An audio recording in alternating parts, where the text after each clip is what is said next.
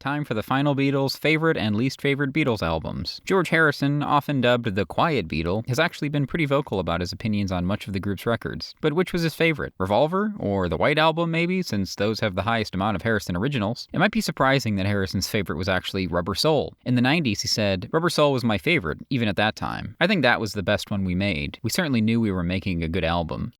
Harrison seemed to value the simple feeling of being a band, and had a distaste for the more complex studio work that would happen later on. It comes naturally, then, that he was critical of the Beatles' most complicated album, Sgt. Pepper. He said he loved half of the songs, but hated the other half, describing ones like Fixing a Hole and When I'm 64 as middling. He also lamented that they weren't allowed to play as a band so much. It became an assembly process, just little parts and then overdubbing. Going over all of the Beatles' opinions on their own albums makes me realize how critical most of them have been towards Sgt. Pepper, which is weirdly ironic, since not only is it often cited as the group's best, but also the greatest record ever made.